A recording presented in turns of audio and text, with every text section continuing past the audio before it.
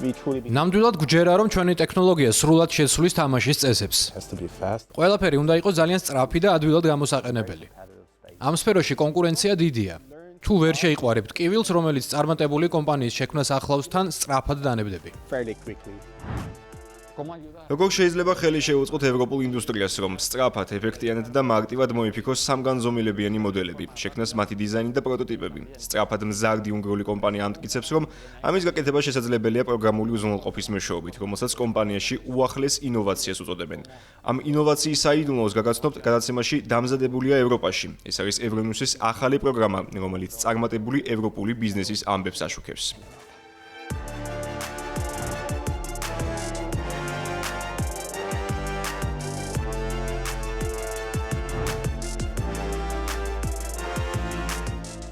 ამ კომპანიამ შექმნა პროგრამული უზრუნველყოფის ინსტრუმენტი, რომელიც წარმოებული პროდუქციის სწრაფი, მარტივი და ინტერაქტიული სამგანზომილებიანი მოდელირების საშუალებას იძლევა.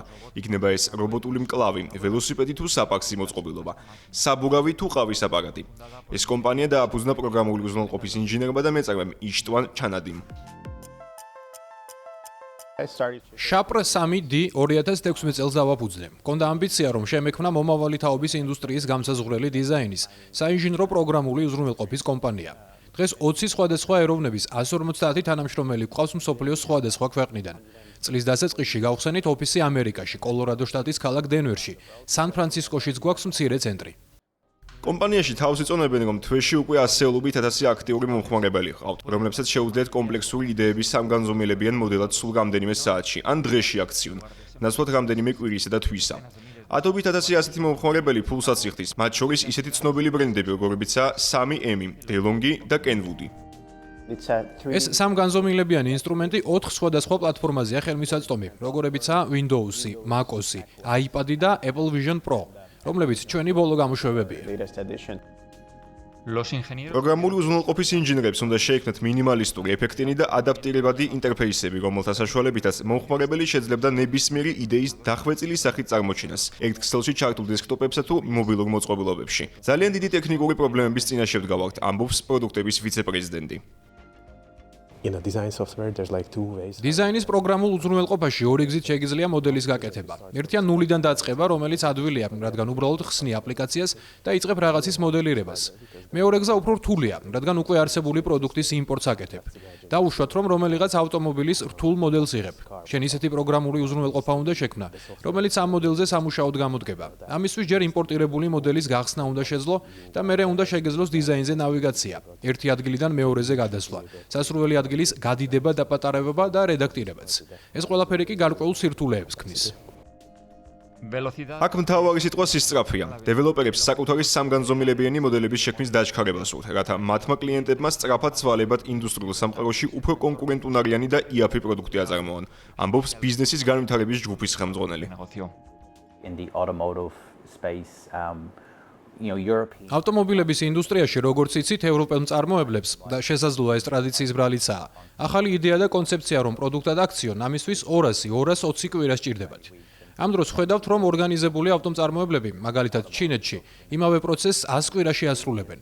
რომ განვაზოგადოთ, კომპანიები ძალიან დიდი წნეხის ქვეშ არიან, რომ იდეა პროდუქტის წარმოებამდე და საბოლოოდ მომხმარებლამდე გაცილებით მცირე დროში მიიტანონ. Get from a concept or an idea right through to production and into the customer hands in a much shorter time frame.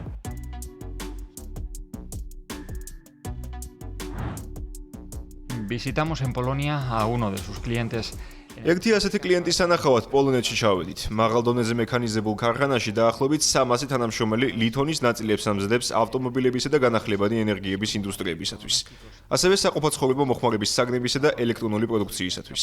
ამ ქარხანას სამხედრო ინდუსტრიისთვისაც კი აქვს ლითონის პროდუქციის წარმოების ლიცენზია. მისი პორტფოლიო 300 სხვადასხვა პროდუქტისგან შედგება. საწარმოო ხაზების დიზაინის მუდმივად სხვადასხვა მომხმარებელსა და ცვალებად მოთხოვნებზე მოურგება საწარმოსთვის გადამწყვეტი მნიშვნელობა აქვს, ამბობს წარმოების დეპარტამენტის ხელმძღვანელი. პროდუქტი არსებობას საწარმოს საამქროში კი არ იწყებს, არამედ მაშინ, როცა მისი დიზაინი იქმნება. ძალიან მნიშვნელოვანია შეცდომების დიზაინის სტადიაში აღმოჩენა და პროდუქციის გამოსახულების დაზუსტება. ამ საფეხურზევე ძალიან მნიშვნელოვანია იმ ნაბიჯების დაგეგმვა, რომლებიც უნდა გადაიდგას, რათა პროდუქტი რაც შეიძლება კარგად და უშეცდომოდ ვაწარმოოთ. სწორედ ამიტომ იყენებენ ინდუსტრიის ინჟინრები ბუდაპეშტში შექმნილ პროგრამულ უზრუნველყოფას. ეს მექანიზმი მათ საშუალებას აძლევთ, რომ სწრაფად მოიფიქონ და შექმნან წარმოებისთვის საჭირო მანქანადაანადგარების მოდელები, მათ შორის რობოტული მკლავი, საჭრელი ან ფორმის მიმცემი დაზგები, რომელთა საშუალებითაც ინდივიდუალურ მოთხოვნაზე მორგებულ ლითონის კომპონენტებს აწარმოებენ. შემიძლია დანადგარების, მოწყობილობების, ასევე იმ ინსტრუმენტების შექმნა, რომლებიც წარმოებისთვის არის საჭირო. ასეთი პროექტის საშუალებით შეგიძლია დაუყოვნებლივ დაიწყო წარმოება ან შეიძინო შესაბამისი ინსტრუმენტი, რომელიც იცი, რომ გამოდგება.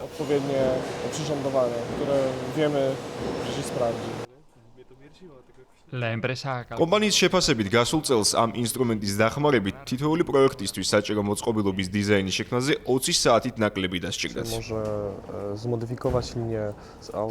შეგვიძლია საწარმოო ხაზის განახლება, ავტომატიზაციის გაფართოება, ინდუსტრიული რობოტების დამატება, ან სულაც ახალი საწარმოო ხაზების შექმნა ჩვენი მომხმარებლებისთვის. ყველაფერი მოთხოვნაზეა დამოკიდებული. ყველაფრის დიზაინის გაკეთება შემიძლია, რასაც მოვისურვებ.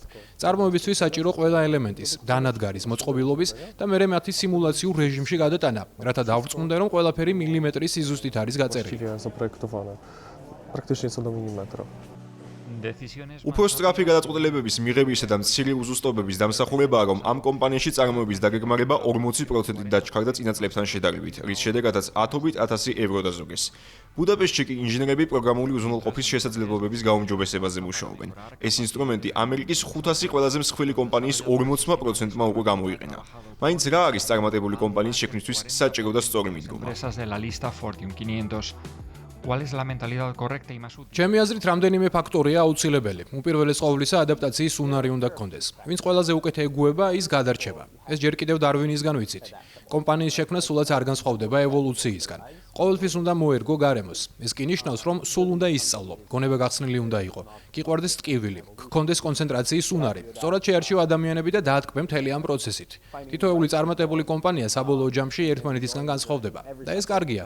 სწორედ ამიტომ არის ეს რთულიც და სასიამოვნოც. So that's why it's so hard, and that's the fun part.